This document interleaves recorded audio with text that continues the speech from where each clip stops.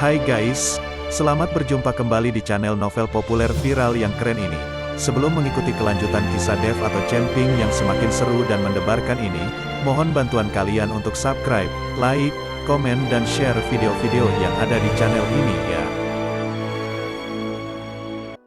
Perlu diketahui bahwa novel Perintah Kaisar Naga ini adalah termasuk kategori novel ongoing.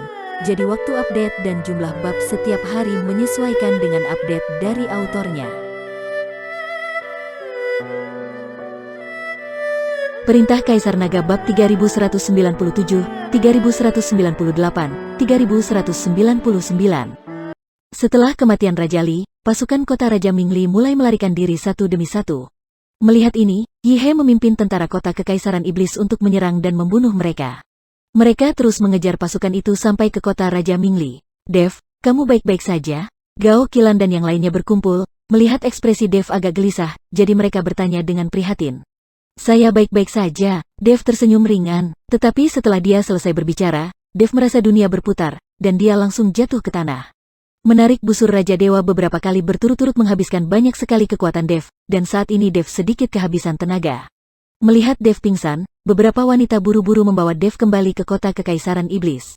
Dev pingsan selama 3 hari. Dan dalam 3 hari ini, Yi He dan pasukannya telah menduduki kota kerajaan Mingli sepenuhnya. Pendudukan kota Raja Mingli ini benar-benar meningkatkan kekuatan Yi He. Tuan Chen, apakah Anda belum bangun? Yi He tampak sedikit gugup saat menatap Dev yang masih tak sadarkan diri. Sudah 3 hari, dan Dev koma selama 3 hari ini.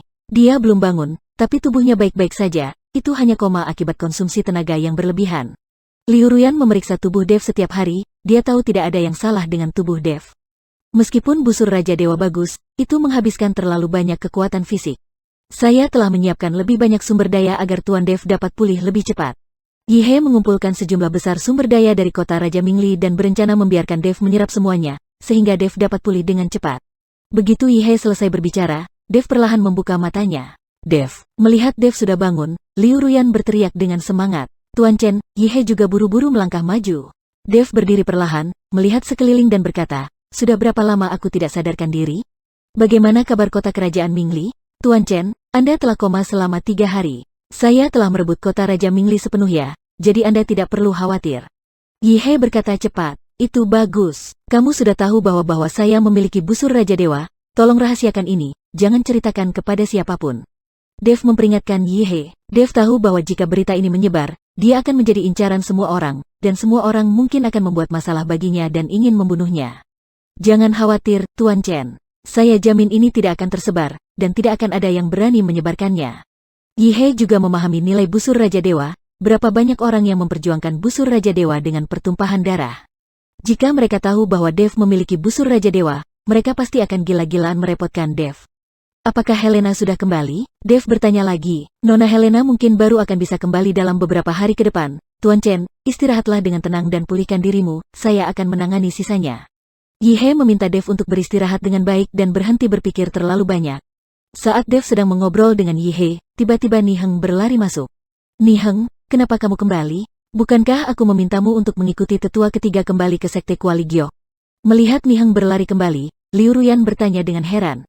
Masalah di kota Kekaisaran Iblis telah terselesaikan, jadi Liu Ruyan meminta tetua ketiga untuk kembali bersama semua orang dari Sekte Kuali Giok.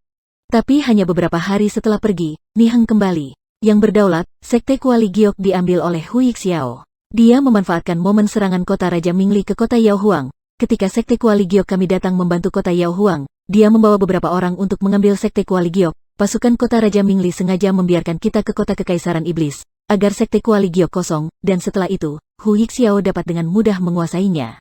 Kata Ni Heng terengah-engah. Liu Ruyan mengerutkan kening saat mendengar ini, dia tidak menyangka Hu Yixiao belum menyerah.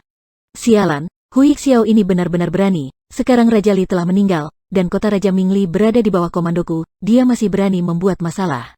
Nona Liu, jangan khawatir, Sekte Kuali Giok Anda telah memberikan bantuan kepada kota Kekaisaran Iblis kami saat diserang pasukan Raja Mingli. Saat ini, saya pribadi akan membawa beberapa orang ke Sekte Kuali Giok untuk menghancurkan Hu Yixiao dan membantu Anda mendapatkan kembali Sekte Kuali Giok. Wajah Yi He dipenuhi amarah, berani-beraninya Hu Yixiao kecil ingin melawan kehendak langit. Yi He, sekarang kota kerajaan Mingli baru saja direbut, kondisinya belum terlalu stabil. Kota Kekaisaran Iblis juga membutuhkanmu, jadi kamu tidak perlu pergi. Aku akan pergi ke Sekte Kuali Giok untuk melihatnya. Dev menghentikan Yi He. Tuan Chen, tubuhmu. Tubuhku baik-baik saja. Meskipun aku lemah, jika aku ingin membunuh Hu Yixiao, aku hanya perlu menggerakkan jariku. Dev tersenyum ringan. Setelah mendengar ini, Yi He pun tersenyum. Dev bahkan telah membunuh Raja Li. Jika dia ingin membunuh Hu Yixiao, dia cukup menggerakkan jarinya saja. Saat Helena kembali, biarkan dia pergi ke Sekte Kuali Giok untuk menemuiku, Dev berpesan. Setelah selesai berbicara, Dev membawa Liu Ruyan dan Niheng ke Sekte Kuali Giok. Saat melihat itu, Gao Qilan dan Juliet juga mengejar mereka ingin pergi ke Sekte Kuali Giok bersama Dev. Awalnya, Dev ingin mereka tinggal di kota Kekaisaran Iblis, bagaimanapun juga, akan lebih aman untuk tinggal di kota Kekaisaran Iblis.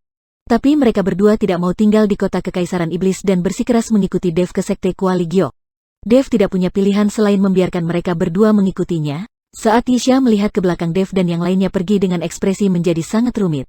Melihat ekspresi Yixia, Yi He hanya bisa melangkah maju dan menepuk kepala Yixia, karena Yi He tidak bisa membantu dengan hal semacam ini. Yi He mengetahui identitas Dev dengan sangat baik, jadi Yixia sama sekali tidak layak untuk Dev. Tapi jika Yixia bisa menjadi wanita Dev, Yi He akan sangat bahagia, tapi itu semua tergantung nasib kedua orang itu. Pada saat ini, di luar Sekte Kuali Giok, Tetua ketiga dan banyak murid Sekte Kuali Giok hanya bisa menjaga di luar sekte tersebut. Hu Yixiao menduduki Sekte Kuali Giok, dan mereka tidak bisa masuk sama sekali. Dan dengan kekuatan mereka, mustahil untuk mengambil alih Sekte Kuali Giok lagi. Harus diketahui bahwa Hu Yixiao juga memiliki jenderal yang diutus oleh Raja Li untuk menemaninya. Jenderal itu adalah kultivator kelas 9 dari alam komposit, jangankan tetua ketiga, bahkan tetua tertinggi dari Sekte Kuali Giok pun akan kalah jika berhadapan dengan para jenderal kota Raja Mingli ini. Hu Yixiao sekarang sangat gembira dan bangga, dia bahkan tidak tahu bahwa kota Raja Mingli telah dihancurkan. Hu Yixiao berpikir bahwa kota Kekaisaran Iblis telah direbut dan tetua ketiga serta yang lainnya telah memimpin orang lain untuk melarikan diri dari kota Kekaisaran Iblis. Tetua ketiga, saya menyarankan Anda untuk lebih waspada terhadap keadaan saat ini. Sekarang Sekte Kuali Giok adalah milik saya, dan saya juga telah mencapai kerjasama strategis dengan Raja Li. Di masa depan, semua pil yang dimurnikan oleh Sekte Kuali Giok kami akan menjadi milik saya dan akan saya berikan kepada kota Raja Mingli. Dan kota Raja Mingli akan terus menyediakan tanaman obat dan berbagai sumber daya untuk Sekte Kuali Giok kita, dan keamanan Sekte Kuali Giok juga akan dijaga oleh kota Raja Mingli. Sekarang kota Kekaisaran Iblis telah selesai, kota Kekaisaran Mingli adalah yang terbesar di wilayah ini. Apakah kamu masih tidak mengerti? Hu Yixiao berkata kepada tetua ketiga. Hu Yixiao, berhentilah bermimpi. Kota Raja Li telah lama berakhir, dan Raja Li telah dibunuh oleh Tuan Chen. Kamu masih bermimpi di sini. Sekarang jika kamu dengan patuh menyerahkan Sekte Kuali Giok, kamu mungkin masih bisa bertahan.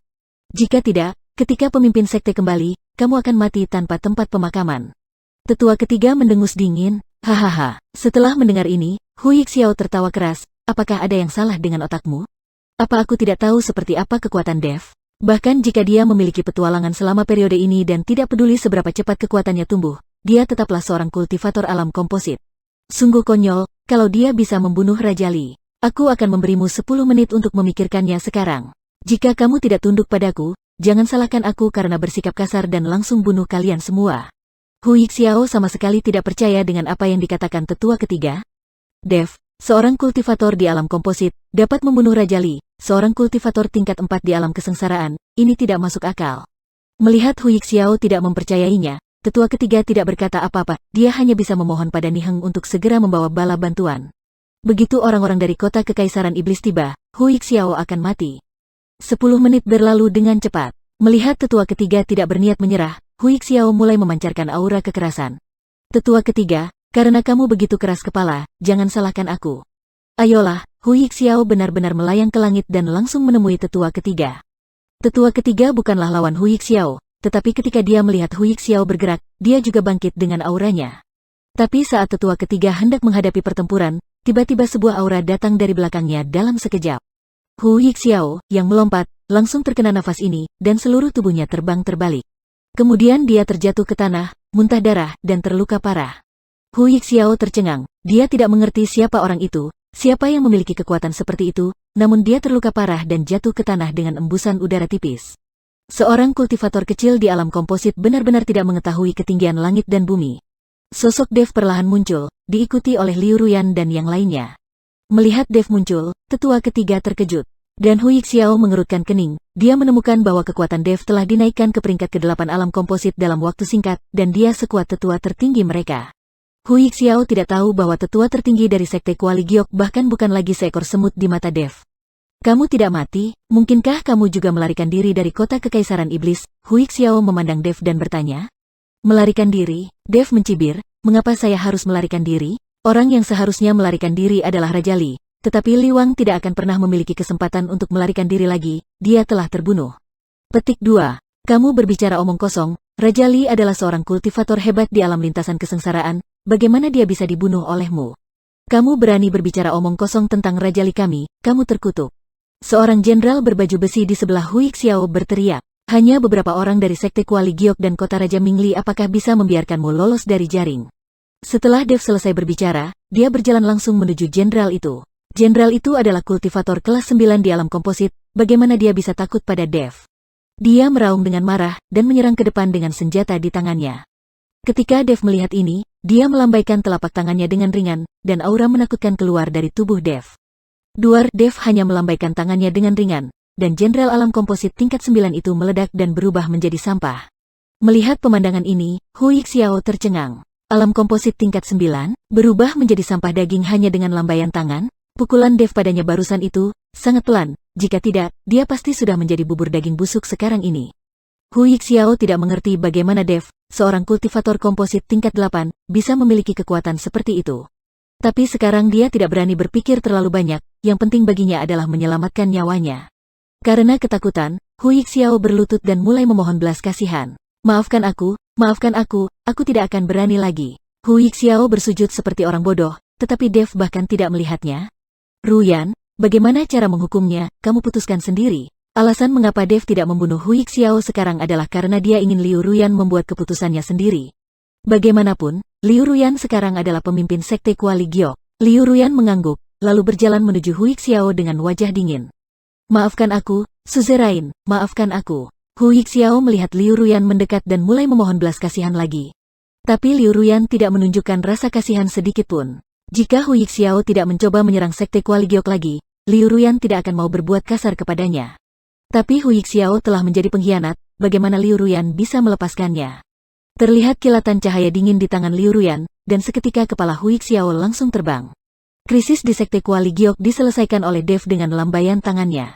Inilah kekuatan. Dev ingat bahwa ketika dia pertama kali datang ke Sekte Kuali Giok, dia menjadi sasaran dan ditekan. Tetapi sekarang dia dapat membuat Sekte Kuali Giok hancur hanya dengan lambaian tangannya. Inilah perubahan yang disebabkan oleh kekuatan.